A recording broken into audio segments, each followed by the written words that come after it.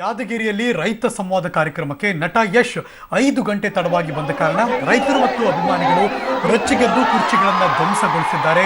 ನಿನ್ನೆ ಸಂಜೆ 4 ಗಂಟೆ ಕಾರ್ಯಕ್ರಮ ನಿಗದಿಯಾಗಿತ್ತು, ಆದರೆ ಯಶ್ ಬಂದಿದ್ದು ರಾತ್ರಿ 9:30ಕ್ಕೆ. ಯಶ್ ವೇದಿಕೆ ಬರ್ತಿದ್ದ ಹಾಗೇನೆ ಗದ್ದಲ ಗಲಾಟೆ ಶುರುವಾಯಿತು. ಹೀಗಾಗಿ 10 ನಿಮಿಷದಲ್ಲಿ ಯಶ್ ಭಾಷಣವನ್ನು ಮುಗಿಸಿದ್ರು.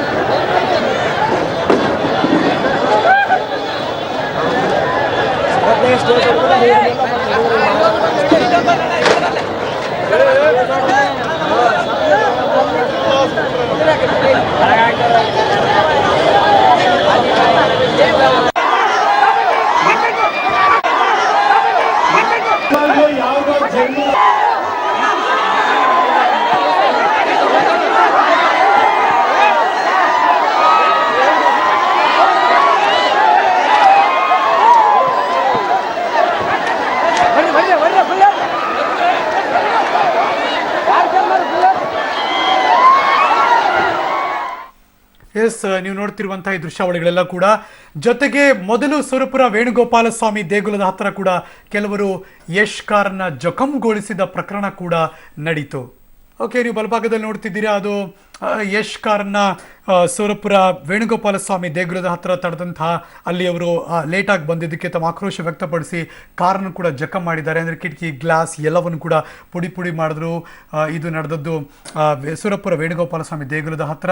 ಇದಾದ್ಮೇಲೆ ಅಂದರೆ ಇದಕ್ಕೆ ರಾಯಚೂರಿನಲ್ಲೂ ಕೂಡ ಹಮ್ಮಿಕೊಂಡಂಥ ಅಭಿನಂದನಾ ಸಮಾರಂಭ, ಅಲ್ಲೂ ಕೂಡ ನಟ ಯಶ್ ತಡವಾಗಿ ಬಂದಿದ್ದು ಅಭಿಮಾನಿಗಳಲ್ಲಿ ಆಕ್ರೋಶ ಮೂಡಿಸಿತ್ತು ಕೂಡ. ಆ ಸಂದರ್ಭದಲ್ಲಿ ಕೊಪ್ಪಳದಲ್ಲಿ ನಟ ಕಿಚ್ಚ ಸುದೀಪ್ ಮತ್ತು ಯಶ್ ಅಭಿಮಾನಿಗಳ ನಡುವೆ ಕಟೌಟ್ ಹಾಕೋ ವಿಚಾರದಲ್ಲೂ ಕೂಡ ಒಂದಷ್ಟು ಗಲಾಟೆ ನಡೀತು. ಯಾಕೆಂದರೆ ಅವ್ರ ಅಭಿಮಾನ 30 ಅಡಿ ಕಟೌಟ್ ಇದ್ರೆ ನಮ್ಮ ಅಭಿಮಾನ ಸುದೀಪ್ಗೆ ಇನ್ನೂ ಜಾಸ್ತಿ ಅಂತ 40 ಅಡಿ ಫ್ಲೆಕ್ಸ್ ಹಾಕೋದಕ್ಕೆ ಇವರು ಮುಂದಾದರು. ಆಗ ಅವರಿಬ್ಬರ ಅಂದರೆ ಅಭಿಮಾನಿಗಳ ನಡುವೆ ಮಾತಿನ ಚಕಮಕಿ ಅದು. ಅದಾದಮೇಲೆ ಪೊಲೀಸರು ಬಂದರು, 2 ಕಟೌಟ್ಗಳನ್ನು ತೆರವುಗೊಳಿಸಿದ್ರು. ಇದಿಷ್ಟು ಕೂಡ ನಡೆದದ್ದು ರಾಯಚೂರಿನಲ್ಲಿ, ಕೊಪ್ಪಳದಲ್ಲಿ ಮತ್ತು ಯಾದಗಿರಿಯಲ್ಲಿ.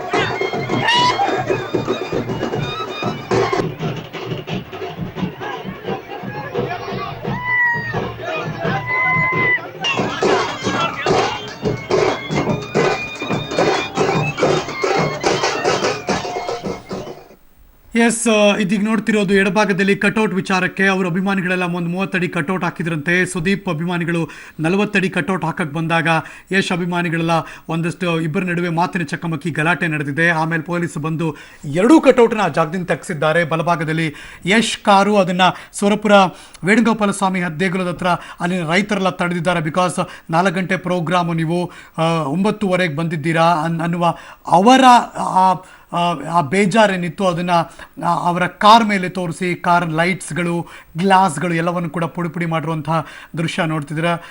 ಕ್ವೈಟ್ ಎ ಕಾಸ್ಟ್ಲಿ ಕಾರ್ ಅದು, ಹಂಗೆ ನೋಡಕ್ಕೆ ಹೋದರೆ. ಜೊತೆಗೆ ಪ್ರೋಗ್ರಾಮಿಗೆ ಬಂದಾಗಲೂ ಅಷ್ಟೇ ಒಂದಷ್ಟು ಅಭಿಮಾನದ ಕೇಕೆ ಎಲ್ಲವೂ ಕೂಡ ಅಲ್ಲಿತ್ತು. ಜೊತೆಗೆ ಅಲ್ಲೇನು ಹೊಗಳುತ್ತಿದ್ದಾರಾ ಅಥವಾ ಅಲ್ಲೇನು ದೊಡ್ಡ ಕೇಕೆ ಹಾಕ್ತಿದ್ದಾರಾ, ಅದೊಂದು ದೊಡ್ಡ ಮಟ್ಟದ ಕಿರ್ಚಾಟ, ಏನೂ ಕೇಳಿಸ್ಕೊಳ್ಳೋಕೆ ರೆಡಿ ಇರಲಿಲ್ಲ ಅಲ್ಲಿ ಜನ. ಯಶ್ ಮಾತಾಡೋಕ್ಕೆ ವೇದಿಕೆಗೆ ಹೋಗಿದ್ರು, ಅಲ್ಲೂ ಕೂಡ ಅವ್ರ ಮಾತನ್ನು ಕೇಳಿಸ್ಕೊಳ್ಳೋ ಒಂದೊಂದು ರೀತಿ ಆ ತಾಳ್ಮೆ ಅಲ್ಲಿ ಜನಕ್ಕೆ ಇರಲಿಲ್ಲ ಅನ್ಸುತ್ತೆ. ಬಿಕಾಸ್ 5-6 ಗಂಟೆ ವೆಯ್ಟ್ ಮಾಡಿದ್ರು ಆತನಿಗೋಸ್ಕರ. ಜೊತೆಗೆ ಒಂದು 10 ನಿಮಿಷ ಯಶ್ ಮಾತಾಡ್ತಾರೆ, ಅದಾದಮೇಲೆ ಸ್ಟೇಜಿಂದ ಕೆಳಗಿಳಿತಾರೆ. ಈ ಮೂಲಕ ತಮ್ಮ ಆಕ್ರೋಶವನ್ನು ಹಲವಾರು ರೀತಿಯಲ್ಲಿ ವ್ಯಕ್ತಪಡಿಸಿದಂತಹ ಘಟನೆ ನಡೀತು. ಯಾದಗಿರಿ ರೈತ ಸಂವಾದ ಕಾರ್ಯಕ್ರಮ, ಸೂರಪುರ ವೇಣುಗೋಪಾಲ ಸ್ವಾಮಿ ದೇವಸ್ಥಾನ, ರಾಯಚೂರು ಮತ್ತು ಕೊಪ್ಪಳ.